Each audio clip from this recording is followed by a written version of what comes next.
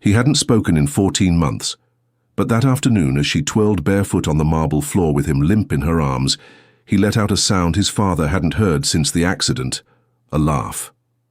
The house was quiet in the way only mansions could be, rich with echo, hollow with silence. Thomas Wexler stood by the glass wall of his study, watching the late autumn leaves swirl across the estate's empty drive. Beyond the manicured gardens and hedge sculptures, the city buzzed in the distance, but here in this palatial prison of marble and money, time felt frozen. He adjusted the cuff of his pressed shirt. It was exactly 6:01 p.m. He knew because that's when his son's nurse would be signing off and the evening help, her, would be settling in. He didn't dislike her. He didn't particularly like her either. He didn't feel much of anything these days. The accident had taken that from him. Across the estate, on the second floor of the West Wing, Naomi Matthews adjusted her head wrap and placed a lavender-scented cloth across the boy's neck. He was only 8, maybe 9, but so small in that oversized medical chair. "Hi there, sweetheart," she whispered gently, brushing back a stubborn curl from his forehead. "You want to hear some music today?" His eyes didn't move. They hadn't in months. But Naomi believed in talking to people, not at them, and certainly never around them. She placed her old Bluetooth speaker on the windowsill.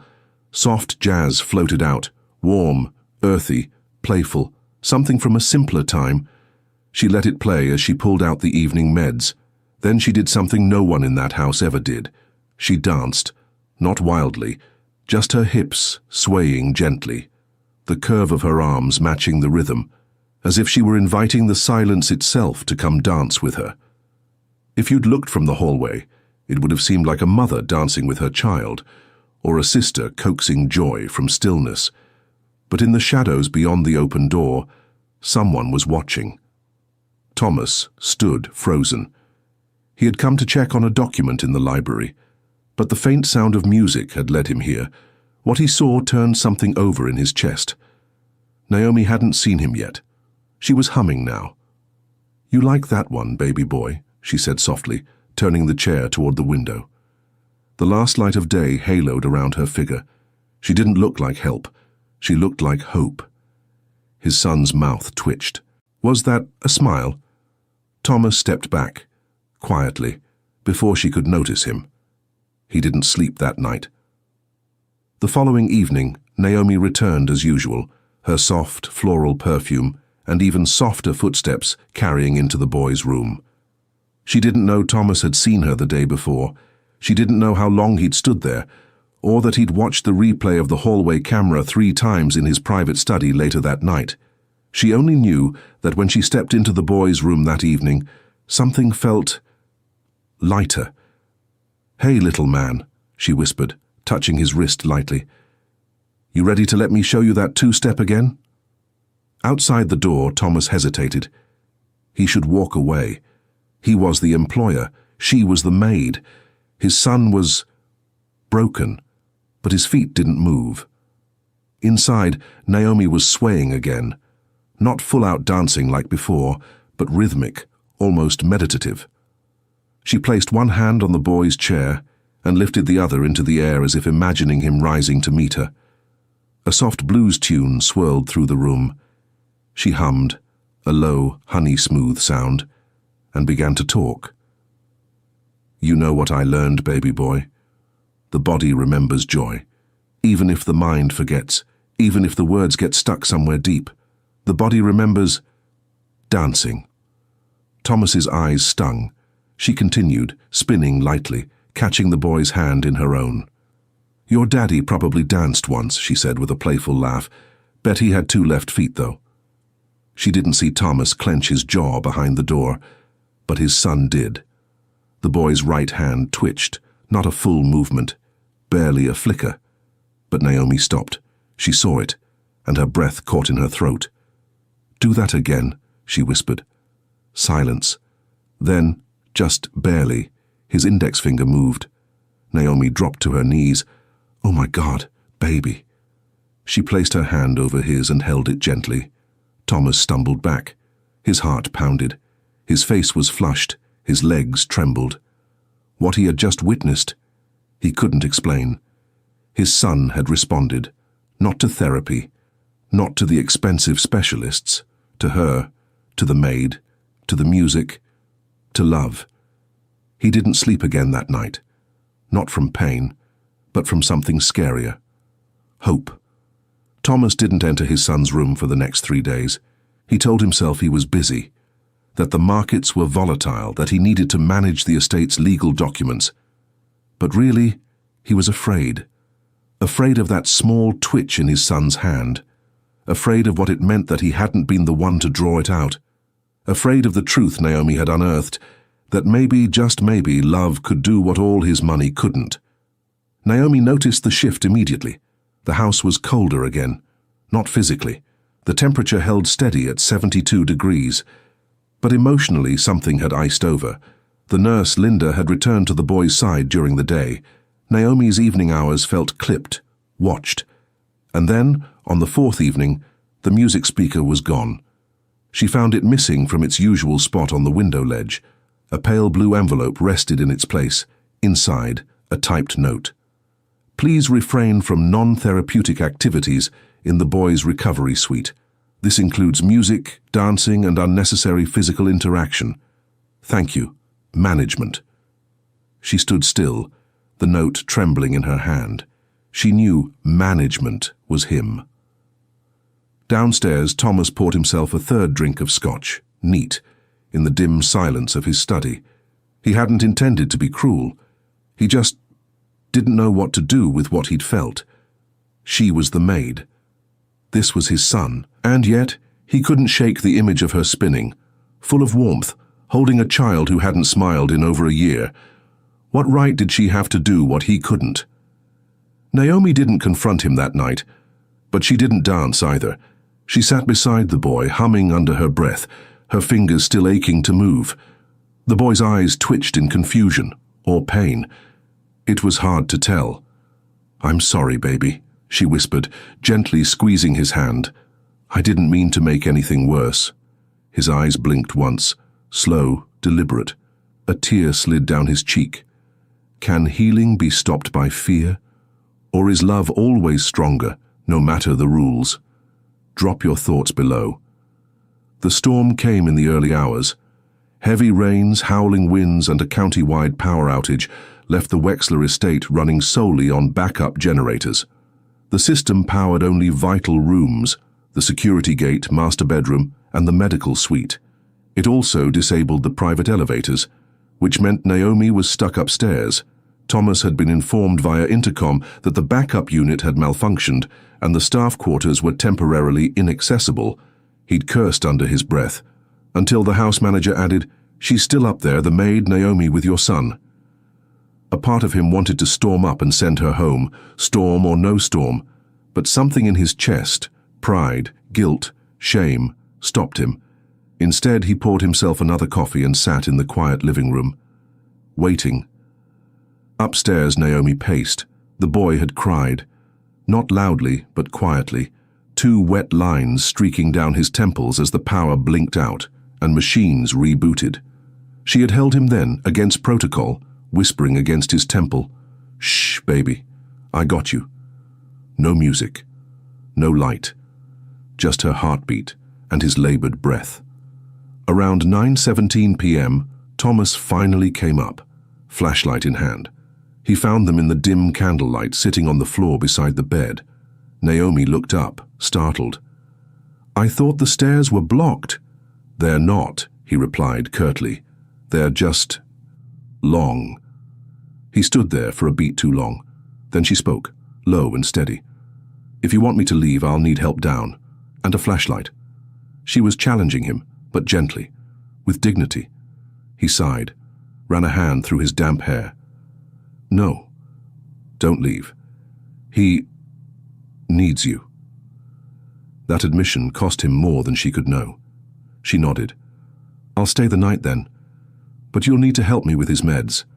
I can't carry him alone. Not with the lifts down." He hesitated.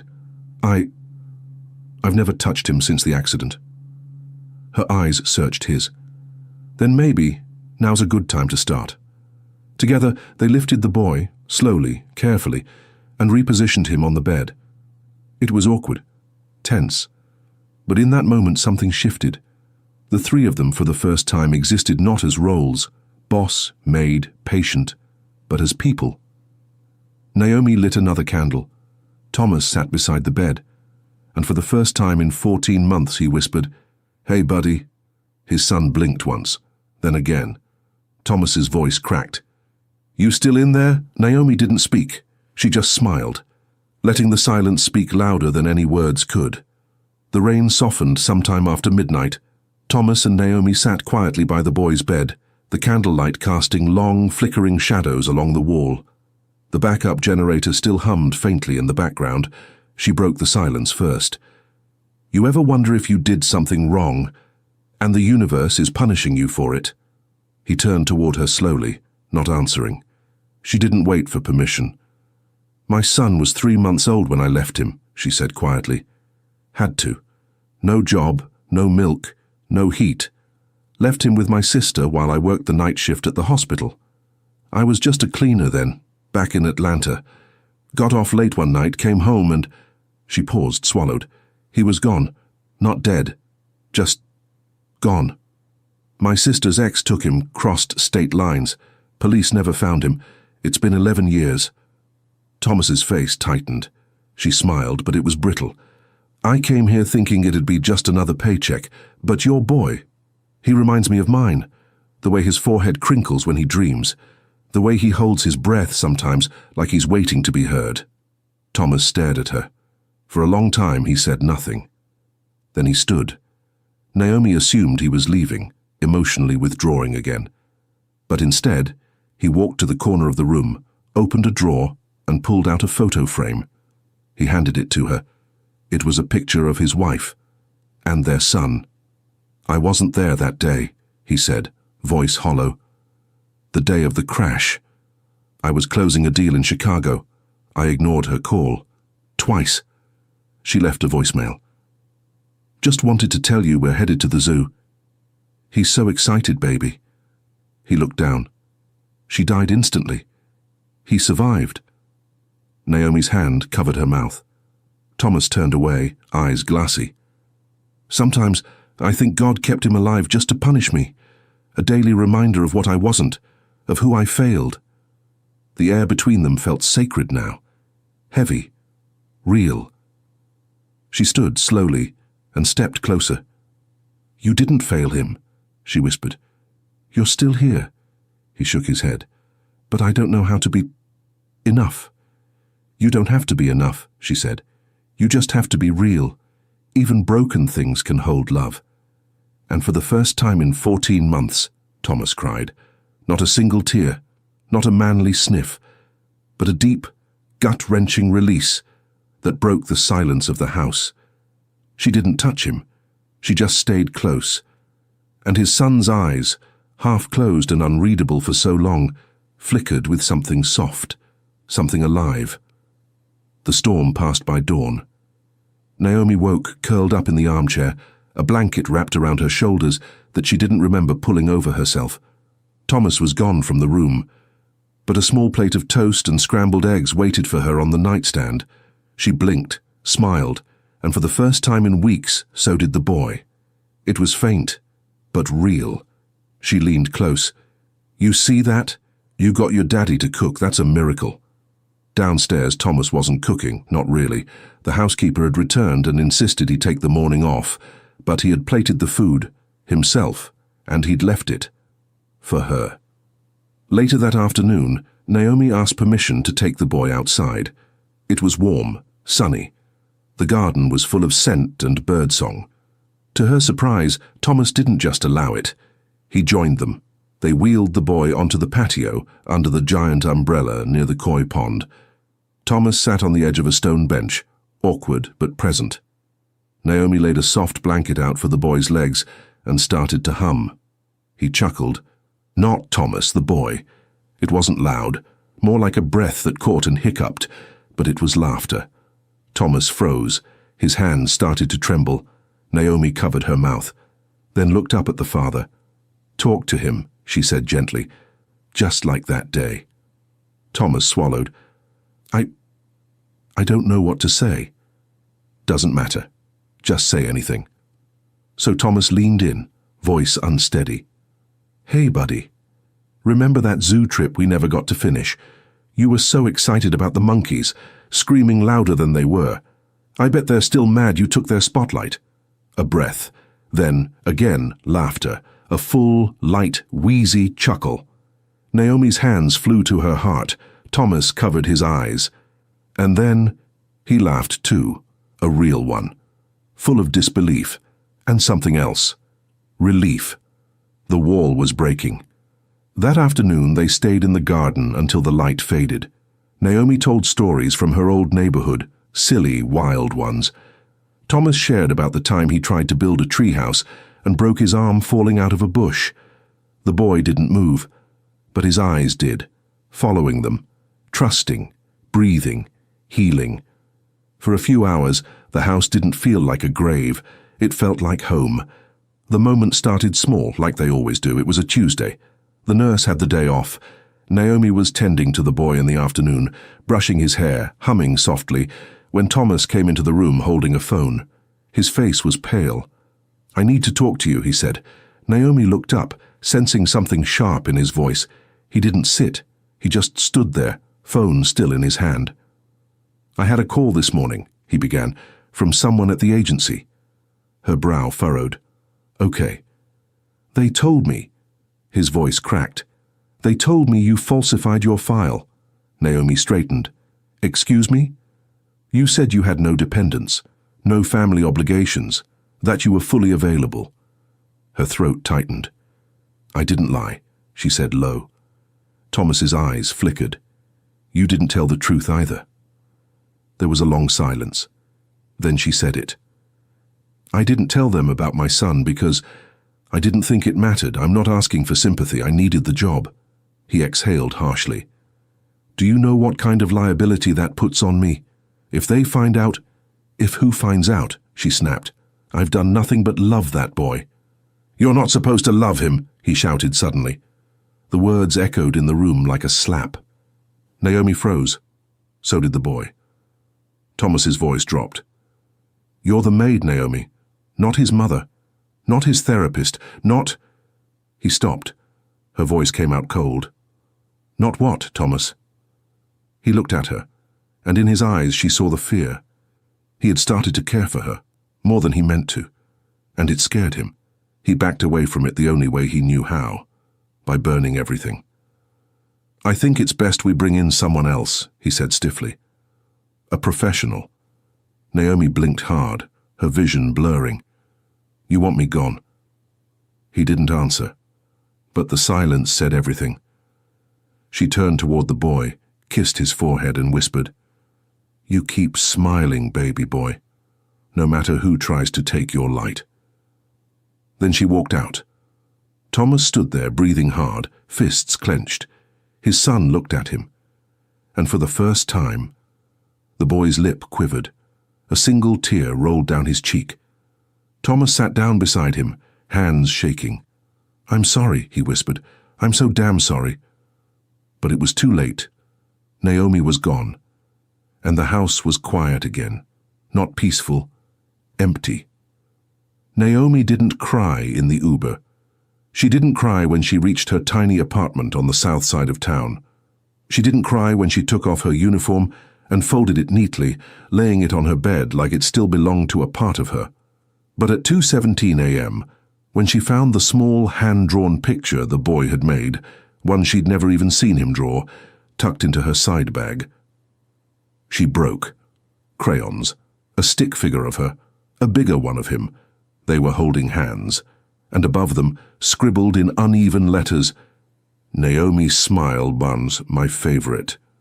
She collapsed to the floor. Meanwhile, at the estate, the silence was unbearable. Thomas sat beside his son's bed for hours. The boy hadn't laughed, hadn't twitched, hadn't blinked in recognition. The light had gone out again, and this time Thomas knew exactly who had extinguished it. He stared at the door she used to walk through, and every time it didn't open, the guilt dug deeper.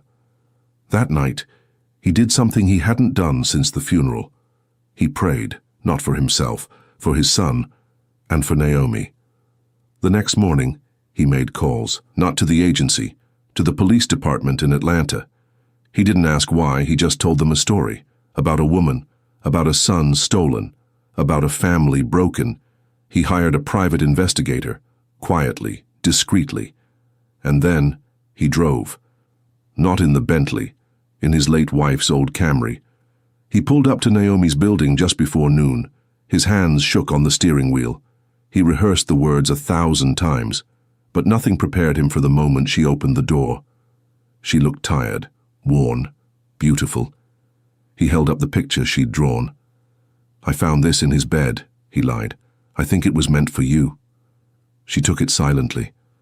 "I'm sorry," he said, voice raw. "I was afraid of how much I started to care of what it meant." Naomi didn't speak. "I thought pushing you away would make things easier," he continued, "but all it did was break us again." Still, she said nothing. He reached into his coat pocket and pulled out a sealed envelope. "Don't open it yet," he said, "but I hired someone to help find your son. I don't know if it'll work, but I had to try." Her eyes finally met his. "Why?" she whispered. "Why would you do that?" He smiled sadly. "Because you found mine again, when I had already given up." She held the envelope tightly. "You still want me to come back?" "I want more than that," he said, voice cracking. "I want you to belong." She stepped back, looked down, then reached up and touched his hand. "I'm not ready to trust you yet," she said quietly. "But I want to." He nodded. "I'll wait." 2 weeks passed before Naomi returned to the estate. The boy had declined slightly after she left, not physically but emotionally. His eyes dulled, his breathing slowed. He slept too much. But when she walked through the door that Friday afternoon, floral wrap on, soft perfume in the air, his eyes lit up. And Thomas, he didn't greet her as help. He greeted her at the door, like someone returning home. "Hey," he said softly. She smiled. "Hey yourself." They didn't hug, not yet, but the space between them no longer hurt. It hummed. That evening the music returned, not loud, just the soft blues she used to play, the room filled with the same warmth it had once known. Naomi stood in the same spot she had that very first day. Then she looked at the boy. "Can I?" she asked. Thomas nodded. She danced, slowly, arms lifting, feet light, her hips swaying like a secret. Then something unimaginable happened. The boy's hand moved, deliberate, toward her. Thomas choked on a sob. Naomi stepped closer, took his hand and placed it over her heart. "You feel that?" she whispered. "That's for you." Tears streamed silently down the boy's face, and for the first time since the accident, he let out a sound. One word. Home. Thomas fell to his knees. She looked at him, and now she did reach out, not just for the boy, but for the man. She helped him up. They stood side by side, a broken father, a lost mother, a nearly silenced child, becoming a family. Months passed, and slowly, healing rooted itself into the bones of the house. Naomi no longer clocked in. She lived there. The boy's condition began to improve. Small movements, vocal sounds, flickers of life returned. And one early spring morning, as Thomas was preparing tea in the kitchen, Naomi stepped in, holding an envelope. "I opened it," she said. His face turned pale. She handed it to him. Inside was a letter from a small county in South Carolina. They'd located a boy, 11 years old, name matched, DNA pending. Her hands trembled, but her eyes were steady. "If it's him," she began. "If it's him," Thomas said, "we bring him home together." They stood in silence. Then she whispered, "You still think broken things can't hold love?" Thomas stepped forward. "No," he said. "I think broken things are where love lives." They kissed. Not desperate, not dramatic, just real, soft, true. And outside the window, in the same garden where laughter had once returned, a little boy smiled. He hadn't spoken in 14 months, but now every breath, every blink, every heartbeat whispered one thing louder than ever before: I'm not alone anymore. Can love really heal what medicine can't? What would you have done in Thomas's place? Let us know in the comments.